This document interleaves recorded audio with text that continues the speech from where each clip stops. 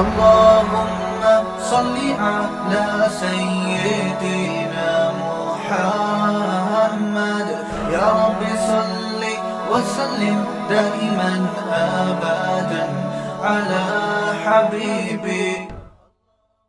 آپ نے اسلام سے اپنا رشتہ مضبوط کرنا ہے, اس پہ آپ کو احساس کمتری کا شکار نہیں ہونا ہے. ہمارے پاس بہت خاندانی چیزیں بھائی, مذہب ہے ہمارے پاس. اور آپ کو عجیب بات بتاؤں, ہماری یونیورسٹیوں میں غیر گورے نہیں آتے. دیکھا ہے کبھی آپ نے؟ کبھی امریکہ سے ہوا چائنا میں ہوتا ہے نا, چائنا سے چنگ پونگ آئے ہوئے آپ کے یہاں علم حاصل کرنے کے لیے. چنگ پونگ والا چٹکلا سنا دوں, تھوڑے فریش ہو جائیں گے. وہ ایک آدمی کسی چائنیز سے ملنے کے لیے گیا اپنے چائنیز دوست سے, تو دیکھا کہ آکسیجن لگی ہوئی اور پائپ نیچے سے گزر رہا ہے, آکسیجن کا پائپ. تو یہ قریب گیا, جیسے ہی قریب گیا وہ چائنیز جو ہے نا زور کرتے مر گیا. وہ اس کو بڑا افسوس ہوا کہ یار میرا چائنیز دوست مرا ہے, اور مرتے ہوئے کچھ چیختے چلاتے, کوئی بڑی اہم بات. ظاہر ہے مرتے ہوئے انسان چھوٹی موٹی بات تو کرتا نہیں ہے, کوئی بہت امپورٹنٹ بات کر کے گیا. اس نے وہ الفاظ رٹا لگا لیا کہ یار یہ نا میں اس کا ترجمہ کرواؤں گا چائنا میں جا کے, میرے دوست نے مرتے ہوئے مجھے کیا کہا ہے. چائنا چلا گیا, وہ رٹا لگا کے الفاظ یاد کیے, جا کے پوچھا بھائی اس نے چین پاں چاں چین چوپوں کہا ہے, اس کا کیا مطلب ہے؟ اس نے کہا اس کا مطلب ہے الو کے پٹھے آکسیجن کے پائپ سے پاؤں ہٹا. اس کا مطلب ہے الو کے پٹھے آکسیجن کے پائپ سے. تو آپ نے کبھی دیکھا جیپنیز آپ کی یونیورسٹی میں آئے ہوئے علم حاصل کرنے کے لیے, پڑھنے کے لیے؟ کبھی دیکھا آپ نے؟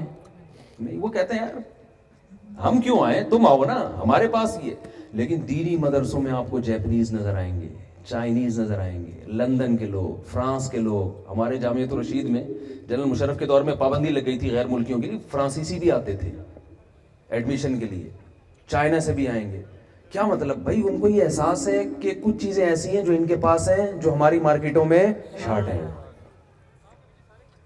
یہ وہ سمجھ رہا ہے. آپ بنوریا چلے جاؤ, بنوریا بہت سارے غیر مسلم ملیں گے آپ, یعنی غیر مسلم کنٹریز سے آئے ہوئے لوگ ملیں گے آپ کو, دوسرے ملکوں کے لوگ. تو یہ تبلیغی جماعت میں آپ دیکھ لو, رائے گنج میں کہاں کہاں سے لوگ آتے ہیں, مذہبی اجتماعات میں کہاں کہاں سے لوگ آتے ہیں. اس کا مطلب بھائی ایک چیز ایسی ہے جو ہمارے پاس ہے, ان کی مارکیٹوں میں وہ چیزیں شارٹ ہیں, اور وہ آ رہے ہیں آپ سے لینے کے لیے, اور آپ کی مارکیٹوں میں ہے اور آپ کو اس کی قدر نہیں ہے. کلچر آپ کے پاس ہے, خاندانی نظام آپ کے پاس ہے, مذہب آپ کے پاس ہے, عبادت کا نظام آپ کے پاس ہے, ان کے پاس تو ہے ہی نہیں. آپ کو پتا ہے کہ ہمیں کیوں پیدا کیا گیا. آپ کسی انگریز کو بٹھا کے پوچھو تجھے کیوں بنایا گیا ہے, نہیں پتا مجھے کیوں بنایا ہے. آپ بتا سکتے ہو, دلائل سے قائل کر سکتے ہو اس کو. 2 اور 2 4 کی طرح قرآن نے یہ موضوع واضح کیا کہ ہمیں کیوں بنایا گیا. قرآن کہہ رہا ہے ہم خلقوا من غیر شیء ہم الخالقون, خود سے بنے ہو, تم نے خود بنایا ہے. ظاہر ہے یہ نہ خود سے بن سکتے ہیں نہ ہم نے خود بنایا, کوئی تیسری طاقت ہے جس نے ہمیں بنایا. اب سوال پیدا ہوتا ہے وہ کون ہے. بعض ملحد ایسے ہیں جو کہتے ہیں کہ خدا نے بنایا ہے لیکن یہ مسلمانوں والا اللہ نہیں ہے. کوئی ہے طاقت جس نے بنایا, مگر اس کی کیا دلیل ہے کہ یہ مسلمانوں والا اللہ ہے جو کہتا ہے حج کرو, نماز پڑھو اور یہ کرو اور وہ کرو. وہ کہتے ہیں بھائی, لیکن یہ کیا دلیل ہے؟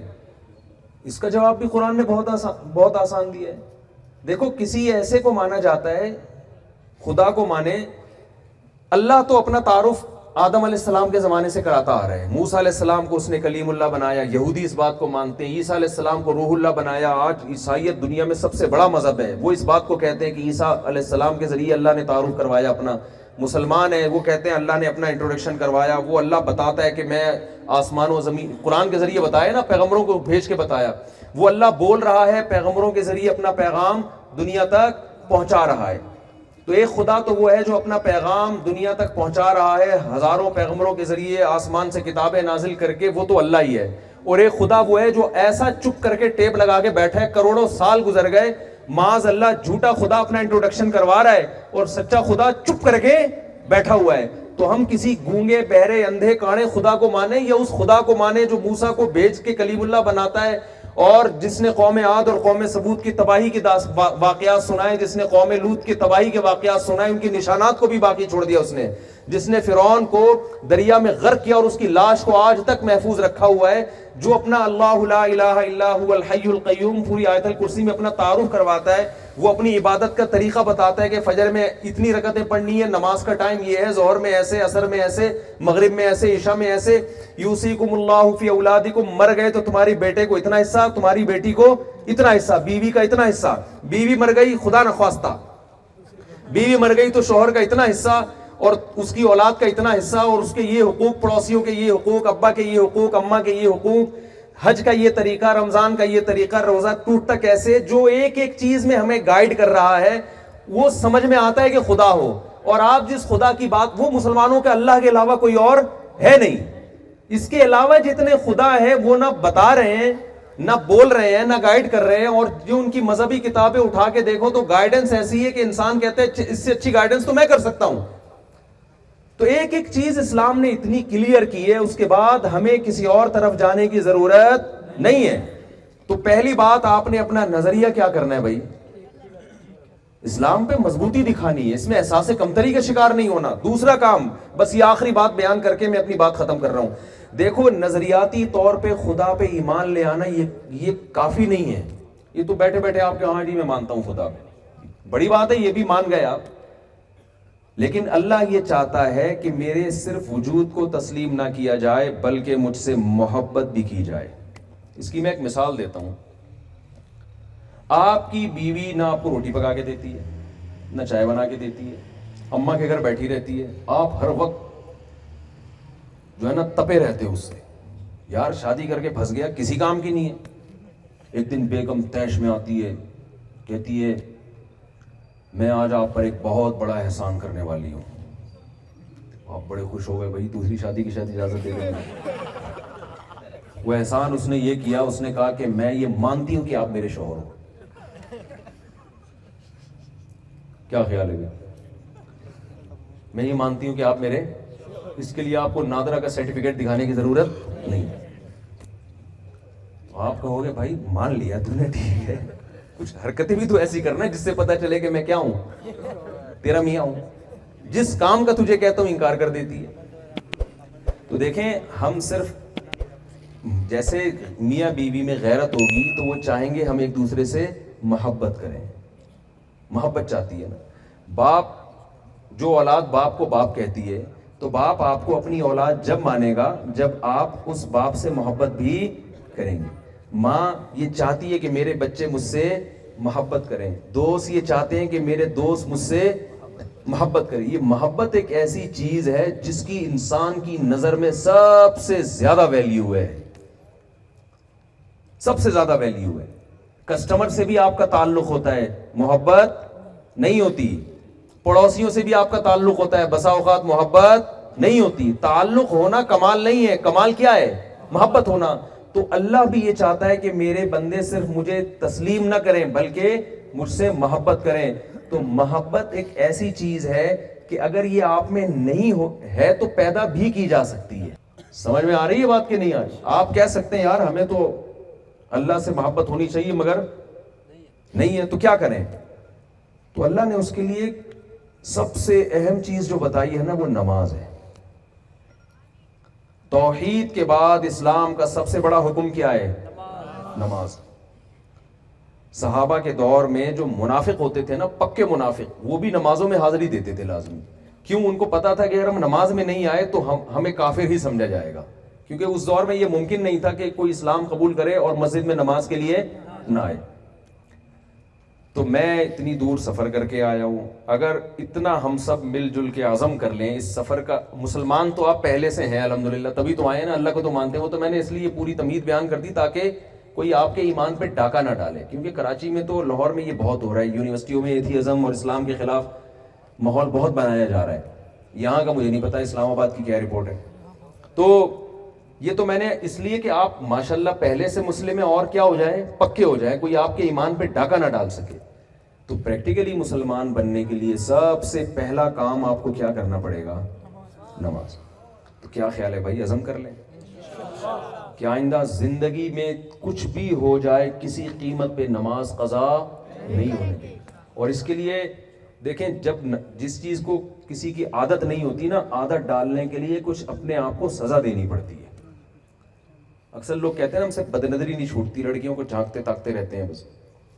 عادت پڑ گئی ہے. بعض لوگوں کو ہو جاتی ہے عادت, وہ بڑھاپے میں بھی نہیں چھوٹ رہی ہوتی. پھر وہ ہمارے ایک استاذ واقعہ بیان کرتے تھے, ایک بوڑھے آدمی کا, بوڑھے قابل احترام ہے ہمارے معاشرے میں, اللہ کا شکر ہے خیر غالب ہے, لیکن بعض ہوتے ہیں جو جوانی میں بہت ٹھرکی ہوتے ہیں تو وہ بڑھاپے میں بھی ویسے ہی رہتے ہیں.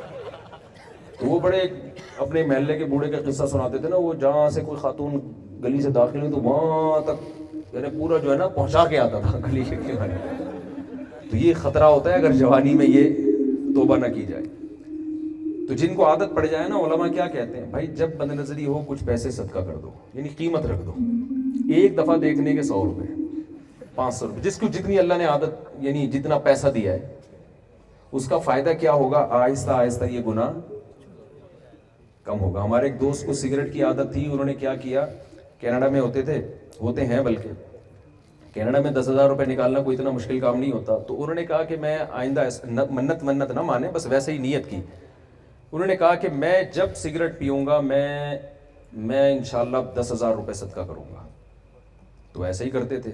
اس کا فائدہ کیا ہوا, اتنا زیادہ جرمانہ بھی نہ رکھ لیں کہ وہ آدمی کہ یار اتنا ہی نیک ہوتا تو سگریٹ نہ چھوڑ دوں میں, 1,00,000 روپے صدقہ کروں گا.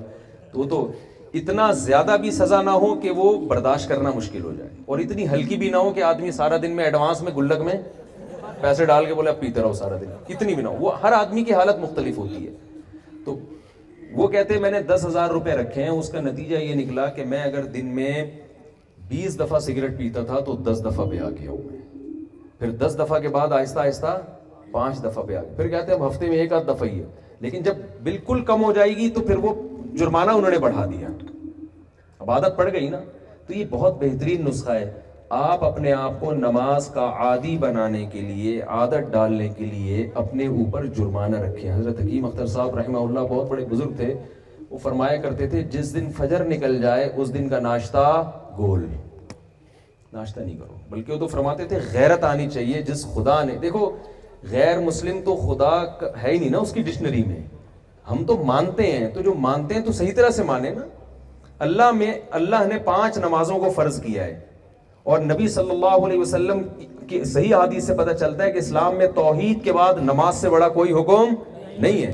اس پہ مضبوطی سے قائم رہنا ہے. تو کوشش کریں گے کہ نہیں کریں گے؟ اللہ تعالیٰ مجھے بھی اس پر عمل کرنے کی توفیق عطا فرمائے, اور آپ حضرات کو بھی. اب سوالات کی جو پرچیاں آ چکی ہیں, مزید کوئی کھڑے نہ ہو. شادیوں کی بات رہ گئی, چلے وہ میں بھی کرتا ہوں.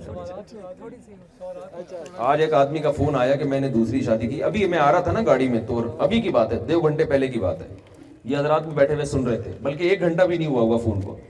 مجھے کہنے لگے میں نے دوسری شادی کی ہے اور میرا سسرال بہت تنگ کر رہا ہے, مجھے بہت ٹینشن میں ہوں, کیا کروں میں نے کہا شہد کے چھتے میں منہ دے کے شہد پی رہے ہو اور بول رہے ہو کہ مکھیاں کاٹ رہی ہیں.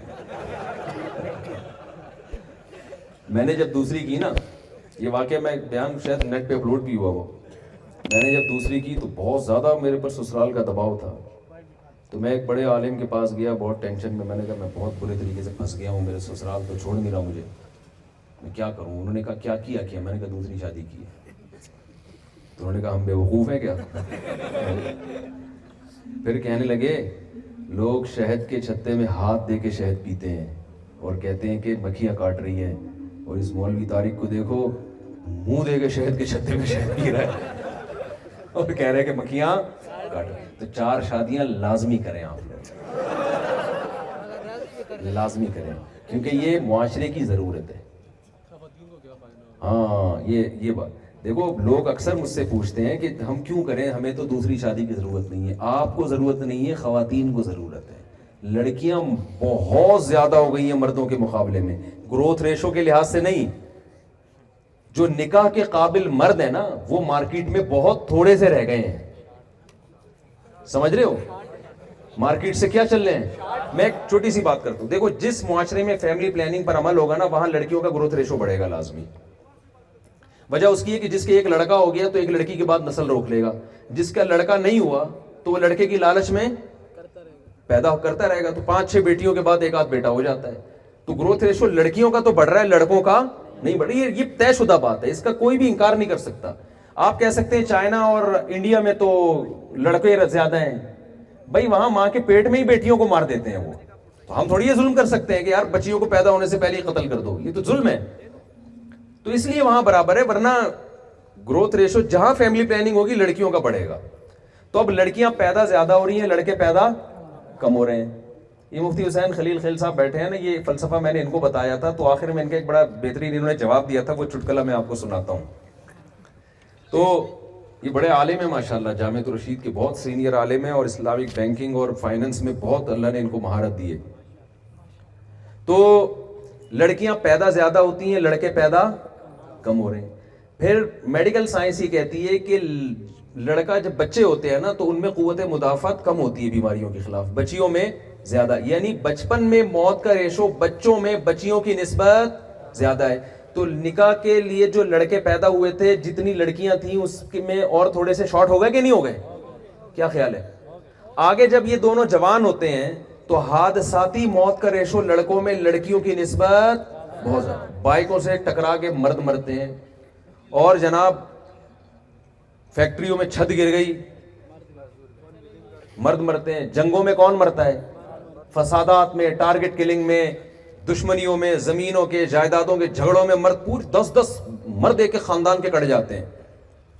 تو ان لڑکیوں سے نکاح کے لیے جتنے بندے پیدا ہوئے تھے مارکیٹ سے, اور مارکیٹ میں چیز شارٹ ہو رہی ہے کہ نہیں ہو رہی؟ اب جو تھوڑے سے رہ گئے, نہیں وہ بعد میں آئے گی ٹینشن, شادی تو ہونے دیں اس میں. کہہ رہے ہیں بیویوں کی ٹینشن سے پہلے شادی ہوگی, پھر وہ ٹینشن سے مریں گے نا. تو پھر چوتھے نمبر پہ جو تھوڑے سے رہ گئے, ان میں بہت سے نشہ کرتے ہیں, ڈرگس لیتے ہیں. لڑکیوں میں نشے کا ریشو لڑکوں کی نسبت بہت کم ہے. چرسی لڑکیاں کم ہی ہوتی ہیں, لڑکے زیادہ ہوتے ہیں. ہیروئنچی لڑکیاں نہیں ہوتی, لڑکے. شرابی لڑکیاں نہیں ہوتی, لڑکے ہوتے ہیں. تو یہ شرابی اور ہیروئنچی نکاح کے قابل ہوتے ہیں؟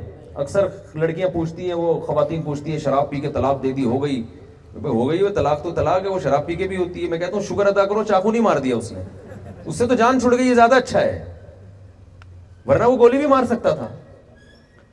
تو نشے کا ریشو, یہ نشائی جو ہے یہ نکاح کے قابل نہیں ہوتے. پھر لڑکوں میں بے روزگاری, بے روزگار آدمی نکاح کے قابل نہیں ہوتا. لڑکیوں میں بے روزگاری ہونا کوئی عیب اس لیے نہیں ہے کہ اس کا نان نفقہ شوہر کے ذمے ہے, بیوی کے ذمے نہیں ہے. تو یہ اور تھوڑے سے شارٹ ہو گئے کہ نہیں ہو گئے؟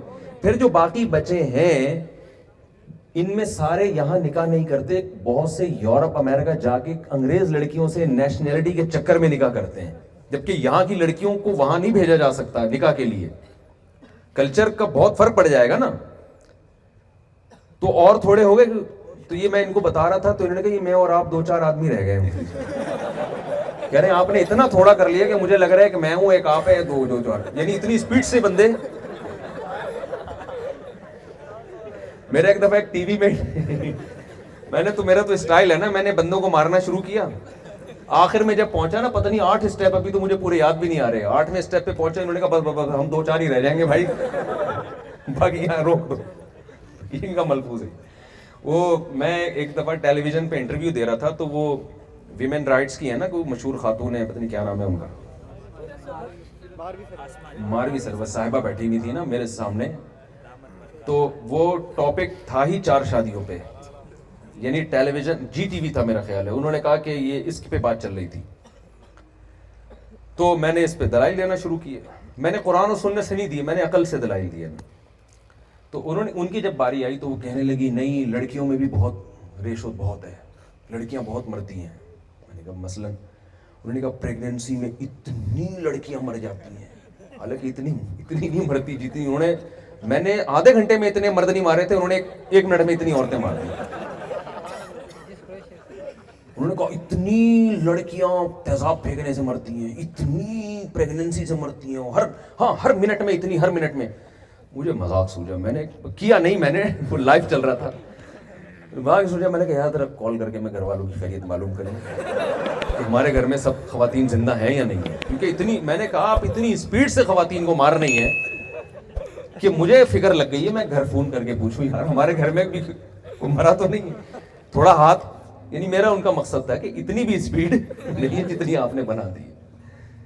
تو خیر, لیکن یہ جو میں بیان کر رہا ہوں یہ گراؤنڈ ریئلٹی ہے, اس کا کوئی بھی انکار نہیں کر سکتا. حادثوں میں مرد مرتے ہیں, خواتین تھوڑی مرتی ہیں. تو اب مجھے ایک بات بتاؤ, یہ اتنے سے مرد رہ گئے, یہ آپ جیسے نیک شریف جو پڑھے لکھے بھی ہیں اور نہ کوئی نشہ کر رہے ہیں, لڑکیوں کی تعداد آپ کی نسبت بہت زیادہ ہے. میں نہیں کہہ رہا کہ لڑکیاں لڑکوں سے زیادہ, وہ لڑکیاں جن سے نکاح کے قابل مرد ہیں تو نکاح کے لائق مردوں کی تعداد بہت کم ہے. ایسی صورت میں کوئی وظیفہ, الٹے لٹک لٹک کے شادیوں کے لیے بھی وظیفے پڑے, ان لڑکیوں کی شادیاں نہیں ہو سکتی. ہر گھر میں کوئی نہ کوئی مسئلہ ہے, یہ لڑکی پیدا ہونے کا عذاب بن گیا ہے. کیا مطلب؟ تو اب بھائی اس کا حل یہی ہے کہ دیکھو, ایک آدمی 4 وہ ڈائیور کھڑے ہوتے ہیں نا ڈوبنے سے بچانے کے لیے, 4 آدمی کھڑے ہوئے ہیں, 4 ڈوب گئے, تو ہونا تو یہ چاہیے چاروں میں سے ہر ڈائیور ایک ایک کو سنبھال لے, ڈائیو مارے اور ایک ایک کو سنبھال لے. اب اگر 3 نہیں سنبھال رہے تو ایک کی ذمہ داری ہے نا وہ چاروں کو بچائے, یا وہ کہے کہ چونکہ وہ نہیں سنبھال رہے تو میں بھی تینوں کو مرنے دوں گا, میں صرف ایک بندہ سنبھالوں گا. تو بھائی اب آپ کی ذمہ داری کیا ہو گئی ہے؟ ہم خواتین کو ٹھکانے لگانا ہے. ہم انگریز تھوڑی ہے کہ زنا کی طرف لے کر جائیں ہم. یا تو آپ ان کو خدا نخواستہ زنا الاؤ کر دو, معاذ اللہ, نقل کفر, اس بے حیائی کا نہ ہمارا مذہب اجازت دیتا ہے نہ ہمارا کلچر اجازت دیتا ہے. یہ تو بہت بڑا جرم ہے. تو اس کا حل سوائے اس کے کچھ بھی نہیں ہے کہ بھئی ایک آدمی ایک سے زیادہ خواتین کی ذمہ داری, بولو نا بھائی, اور مکھیاں کاٹیں گی صبر کرے, مکھیاں کاٹیں گی صبر کرے, سمجھ رہے ہیں نا, اور عدل بھی کرے, ان کے حقوق بھی ادا کرے جو اسلام نے بتایا. نہیں پہلی بیوی راضی نہیں ہوتی, نہیں پہلی نہیں, یہ کہہ رہے پہلی کو راضی کیسے کریں, پہلی والی کوئی راضی نہیں ہوتی. آپ ذرا پڑھ کے سنائیں نا یہ سوال جلدی مختصر. صاحب اگر کوئی بندہ گناہوں سے بچنے کے لیے کسی بزرگ کی بیعت کرنا چاہتا ہو تو کیا جی, کسی بزرگ کی اگر کوئی بیعت کرنا چاہتا ہے گناہوں سے بچنے کے لیے تو جائز ہے, بشرطے کہ وہ بزرگ ہی ہو. بزرگ کی ڈیفینیشن یہ ہے کہ سنت پر عمل کرتے ہیں, وہ گناہوں سے بچتے ہیں. جو روحانیت کے نام پہ آج کل ایک عجیب سی چیزیں چل رہی ہیں مارکیٹ میں, تو شریعت کو فالو کرتے ہوں. چلیے, حالات حاضرہ اور آج کے حالات میں نوجوانوں کی کیا ذمہ داریاں بنتی ہیں؟ بھائی آج کل کے حالات کے لحاظ سے نوجوانوں کی ذمہ داری یہ ہے کہ سب سے پہلے وہ جس فیلڈ میں ہے نا اس فیلڈ میں اپنی نیت کو درست کریں. میں لاہور کے اکثر واقعہ بتاتا ہوں. ایک صاحب نے کہا سپریم کورٹ کے جج نے غیر شرعی فیصلہ کیا ہے, تو آپ سپریم کورٹ کے جج کے خلاف بیان دیں. میں نے کہا میں بیان دوں گا اندر ہو جاؤں گا. آپ کے کتنے بچے ہیں؟ انہوں نے کہا 4. میں نے کہا آپ چاروں کو ارادہ کرو سپریم کورٹ کا جج بناؤ گے, اور پہلے سے ان کی ٹریننگ شروع کر دو. جب آپ جیسے سینکڑوں لوگ یہ ارادہ کریں گے تو ایک نہ ایک اچھا جج, ابھی بھی بہت اچھے ہیں لیکن اور اچھا آ جائے گا. ٹھیک ہے, چلے آگے. تو آپ جو جس فیلڈ میں ہے نا اس میں نیت اچھی کریں.